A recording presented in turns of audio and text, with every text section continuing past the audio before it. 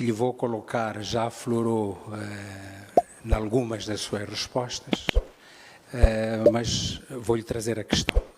E vamos falar dos megaprojetos em Moçambique, que foram implementados já na década de 90, mas que de lá para cá têm levantado mais perguntas críticas do que propriamente de condimentos e benefícios para o país.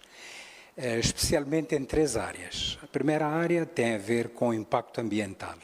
Os megaprojetos têm sido associados à desmatação, à poluição do ar, da água e, de alguma forma, à destruição dos habitats.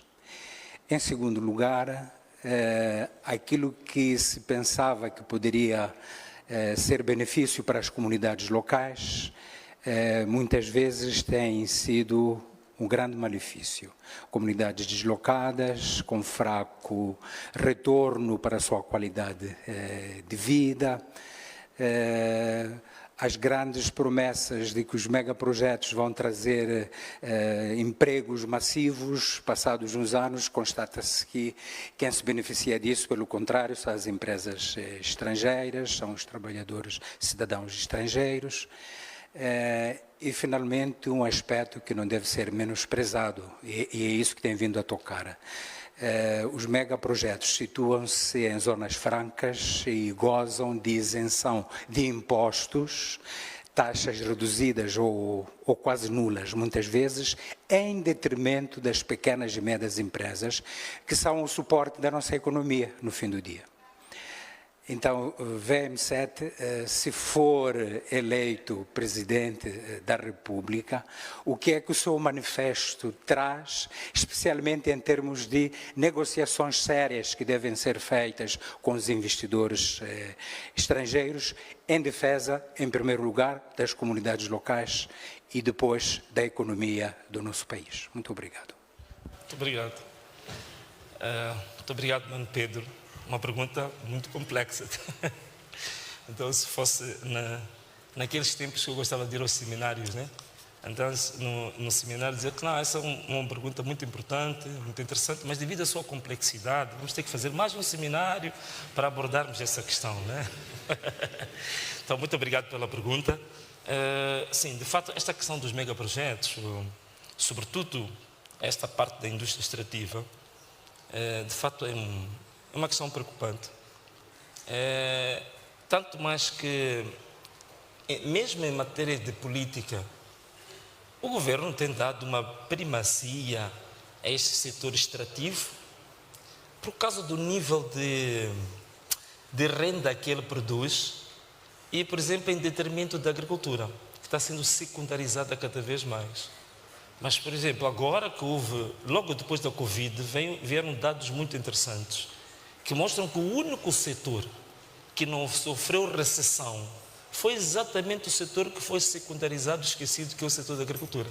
O setor da indústria extrativa teve problemas muito sérios com a questão da Covid. Mas indo à sua pergunta em concreto, eu sei que há muita gente que tem receio de falar disto, que às vezes ficam dizendo, estes multinacionais, se souberem, depois ficam contra nós, não sei o quê, ficam com medo, mas eu vou dar uma resposta simples, direta e taxativa. Estes contratos com os megaprojetos devem ser revistos. Isto não restam dúvidas absolutamente nenhumas. E hoje já há tanto estudo feito sobre isto que acho que já não deixa dúvidas técnicas de que a revisão é urgente. Não há outra forma de fazer senão rever. Agora, logicamente que aqui a gente entra num pequeno dilema, né? Que é a contranarrativa que é produzida, vamos ser tomados como um país não sério, que muda os contratos a qualquer momento, não sei o quê, vai manchar a nossa imagem fora. Que acho que não é verdade, porque nós estamos a ver alguns países já estão a fazer renegociações com a grande indústria extrativa, como o Burkina Faso, o Mali, o Senegal, recentemente estão a fazer isso. E as indústrias não fugiram desses países. Portanto, é possível sim. O que é importante é nós identificarmos exatamente o que nós queremos, quais são as prioridades que nós queremos dar e quais são as isenções que devem ou ser reduzidas ou ser retiradas. Então, se nós definirmos isso e tivermos um governo não comprometido, é por isso que eu falei da questão da integridade como a fundação do governo, porque se o governo está comprometido, não tem capacidade nenhuma de renegociar com ninguém. E a resposta para toda a gente simples é essa. Ao longo destes quase 40, 30 anos de megaprojetos, não se renegociou nada porque o governo está comprometido exatamente com os contratos que lesam a pátria. Uma das questões fundamentais, alguém me tinha dito isto, o professor Tibana, que é o nosso coordenador do manifesto, ele dizia que quando ele faz inquéritos aos grandes CEOs das multinacionais, eles não definem como prioridade para os seus negócios isenções fiscais. Quem leva a proposta de isenções fiscais é quem dá a licença. O nosso próprio governo é que faz a proposta de isenção fiscal aos megaprojetos. Por quê? Porque depois tem um conjunto de empresas predadoras que andam a receber propinas pelas facilidades que deram nos contratos de isenção. Este aqui é o grande problema. Então, aqui é preciso identificarmos que há um conjunto de empresas, de um conjunto de vampiros econômicos ligados a quem está no poder econômico, que tiram proveito destes contratos que lesam a pátria.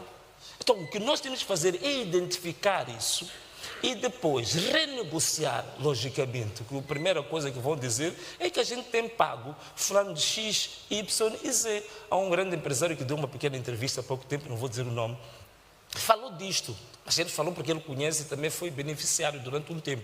Mas como lhe afastaram, já foi para a televisão denunciar os amigos. Então, a grande questão é o problema de integridade, é um problema fundamental. Portanto, você só pode renegociar se você for íntegro. E estas empresas não têm problemas nenhuns em renegociar, porque nunca chegaram a Moçambique a pedirem isenção. Então, nós podemos fazer isso. Logicamente que é preciso percebermos, empresas estão aqui há 30 anos. Você não pode ser também, digamos assim, um irresponsável, chegar lá e dizer que vamos dar um pontapé para sair amanhã. Não é bem assim. Os Estados Unidos, por exemplo, resolveu estes assuntos de uma maneira, digamos, airosa, porque há um momento de transição entre este conjunto de ilegalidades para a nova situação. Como é que você faz isto? Uma das questões que eles dizem que fazem é o seguinte: eles avaliam, olha, esta empresa está aqui há quantos anos? Está há 30 anos. Quais são os impostos reais que deviam ter pago? Deviam ter pago, por exemplo, 10 bis de dólares. Eles fizeram uma coisa boa que eu acho que nós podemos aplicar, que foi o imposto ou a taxação sobre o enriquecimento ilícito. Isto é, do que você devia ter pago ao Estado, que ao longo de 30 anos você não pagou, nós vamos colocar uma sobretaxa de 35%, paga agora, para renegociarmos e continuarmos com a relação amanhã. Fazem isso. E eu acredito que eles vão aceitar isso. Então, para continuarem conosco. Depois, com as novas condições, com o novo quadro em que vão pagar. Em vez de pagar as empresas do vampirismo econômico do Estado, vão pagar exatamente ao nosso tesouro. Isso é possível ser feito e não acho que isso vai ser um problema. A grande questão, tentam levantar um alarmismo de que isso vai pôr o país instável. Por quê? Porque sabem que serão os primeiros a deixar de receber as nhongas que têm recebido todos esses anos. Muito obrigado. Muito obrigado.